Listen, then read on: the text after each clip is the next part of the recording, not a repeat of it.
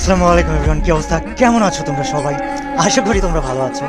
তোমরা কি আমাকে মিস করেছো কিনা জানি না, প্রায় 2 মাস হয়ে গেল ভিডিও বানাই নাই, তোমাদের সাথে কথা বলি নাই। আমি কিন্তু তোমাদেরকে অনেক মিস করেছি। এবং এই যে কমিউনিটিতে এত কিছু হচ্ছে, এই যে কমিউনিটিতে ওয়াচ পার্টি চলতেছে, এই যে ই স্পোর্টস স্বীকৃতি পেল আমাদের, মানে ক্রীড়ার স্বীকৃতি পেল আমাদের ই স্পোর্টস, এই যে ফ্রি ফায়ার এত কিছু করতেছে, এই যে আবার free fire world series 2025 Bangladesh হচ্ছে, এই যে আর এসকেরা জিতে গেল, আমি কিন্তু সবকিছু দেখতেছি। আমি কোথাও যাই নাই, কোথাও নাই, কোথাও কোনো কথা বলি নাই, আমি দেখতেছি, আমার ভালো লাগতেছে। চুপচাপ সবার আড়ালে থাকতে অনেক বেশি পছন্দ করতেছি। তোমাদেরকে অনেক মিস করেছি, তোমাদের কমেন্টগুলো অনেক মিস করেছি এবং আড়ালেই থাকতাম। কিন্তু তারপরে গত কাল বা পরশু দিন এই যে আমাদের ল্যান্ড টুর্নামেন্টটা হওয়ার কথা ছিল, যে free fire world series Bangladesh 2025-এর ল্যান্ড টুর্নামেন্ট হওয়ার কথা ছিল, আসলে ল্যান্ড না, এটাকে আংশিক ল্যান্ড বলা হচ্ছিল, এবং এটা হওয়ার কথা ছিল বসুন্ধরাতে আইসিসিবি হলে। এবং আমি কিন্তু ঠিক আইসিসিবি হলের অপোজিটে বসুন্ধরার ভিতরেই থাকি যখন ঢাকায় থাকি। সো গাইজ, সবার আগে congratulations to team RHK red Hawks এবং টিম RC কে। RHK তো আমার ছোট ভাই কুট্টুসের টিম, ওর সাথে ওর আরও টিমমেটসরা আছে, ফ্লিকাররা আছে। সো ওরা অনেক দিন ধরে কনসিস্টেন্সি দেখিয়েছে, এবং যদি তোমরা পয়েন্ট দেখো তবে দেখবা যে RHKর পয়েন্ট 173, যেখানে RCর পয়েন্ট 99, তারপরে বাকিদের পয়েন্ট। সেখানে স্কিল গ্যাপটা দেখেছো। সো RHK কিন্তু রাইট নাও স্কিলের দিক থেকে আনস্টপেবল, এবং ওদের জন্য বিশাল কংগ্রাচুলেশনস। ওরা ইন্দোনেশিয়া যাচ্ছে, জাকার্তা যাচ্ছে, মানে যেই ফ্রি ফায়ার, যেই স্পোর্টস, যেই টুর্নামেন্টের জন্য যে 2021-22 সালে ব্যান হওয়ার পর থেকে তোমরা আন্দোলন করলে, এত ঝামেলা করলে, এত কিছু করলে, সেটা এখন সময় ফল পাবার। ওটা আসলে কি ফল পাচ্ছ? RHK এবং RC কে তো বিশাল কংগ্রাচুলেশনস জানাইলাম। বাট তারপর একটু আমরা সাইডে যাই, আমাদের একটু সাইডে যাওয়া উচিত, সাইডে যাওয়া দরকার। কেন দরকার আমি তোমাদেরকে বলি।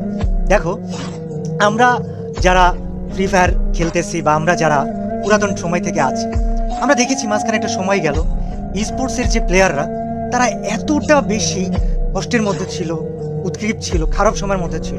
একটা দিন, একটা রাত ছিল যখন 1000-এর মতো স্পোর্টস প্লেয়ার ডিসকর্ডে এক হয়ে কন্টেন্ট ক্রিয়েটর বা ফ্রি ফায়ার অফিসিয়ালদেরকে হুমকি দিতে আসলো, ভাই আমরা কিন্তু কোর্টে যাব, আমরা মামলা করব, আমরা এই করবো, আমরা সেই করবো, হ্যান ত্যান 700।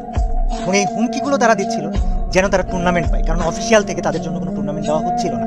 এবং সেই জায়গাতে যখন সবাইকে হুমকি দামকি দেওয়ার পরে এমন একটা সিচুয়েশন আসছিল যে মডারেটর পর্যন্ত চাকরি ছেড়ে দিয়েছিল, ফ্রি ফায়ার অভিভাবক শূন্য হয়ে গিয়েছিল। আমি ছিলাম, মিস্টার ট্রিপলার ভাই ছিল, তালা ছিল, অন্যান্য ইউটিউবাররা ছিল।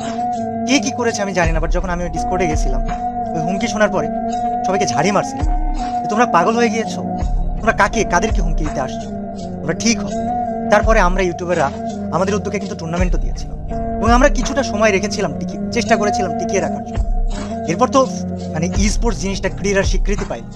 বাট আমাদের ফ্রি ফায়ারের অফিসিয়াল থেকে বলো, অডিয়েন্স বেজের থেকে বলো, বা এই যে যারা ই স্পোর্টসের মাথা হতে চেয়েছিল ওদের থেকে বলো, যাদের থেকেই বলো না কেন, ওরা কি অ্যাকচুয়ালি ই স্পোর্টসের জন্য বা ফ্রি ফায়ারের জন্য অ্যাকচুয়ালি করার মতো কিছু করেছে? আমি কথাটা খুব হার্শভাবে বললাম, খুবই কঠোরভাবে বললাম, কিন্তু কেন বললাম সেটা শোনো। বাংলাদেশের রাইট নাও যদি হিস্ট্রিতে দেখো, তবে দেখবা ফ্রি ফায়ারের অডিয়েন্স সব থেকে বেশি বলতে সব থেকে বেশি। We have the most subscribed YouTube channels, we have the most biggest YouTubers, we have the most amount of followers, we have the most amount of live watching, we have the most amount of downloads right now in Bangladesh. তো আমাদের কমিউনিটির থেকে তো বড় community অন্যান্য স্পোর্টসে নাই। কিন্তু আমরা কি আমাদের কমিউনিটিটাকে, বা আমাদের অফিসিয়ালস হোক, আমাদের ইউটিউবার্সরা হোক, ইনক্লুডিং আমরা হোক, বা যারা ই স্পোর্টসের মাথা তারা হোক, বা টুর্নামেন্ট অর্গানাইজার্সরা তারা হোক, কেউ কি ফ্রি ফায়ারটাকে তার পোটেনশিয়াল অনুযায়ী দিচ্ছে, তার পোটেনশিয়ালের জায়গায় নিয়ে যাচ্ছে? ল্যান্ড টুর্নামেন্টটা বা আংশিক ল্যান্ড, যেটা ওয়াচ পার্টি এবং আংশিক ল্যান্ড হওয়ার কথা ছিল, সেটা আসলে কেন বাতিল হলো এটা তোমাদেরকে কেউ খোলাসা করে বলে নাই, তাই না? আমাকেও বলেছিল না। এরপর আমি তখন পর্যন্ত আড়ালে, ভাই আমি বিগত 2 মাস ভিডিও বানাইনি। যমুনাতে ফ্রি ফায়ারের সব থেকে বড় মিট আপ হয়েছে, আমি যাই না। আমি বাংলাদেশে আসার পরে একের পর এক ওয়াচ পার্টি হয়েছে, আমাকে দাওয়াত দিয়েছে, আমি যাইনি। আমি আসলে মানে তোমাদেরকে আমার এই অংশটা বোঝাইতে পারবো না। এই অংশটা আমার ইমান এবং আমার নফসের মাঝখানে একটা যুদ্ধের অংশ, যেটা আমি শুধু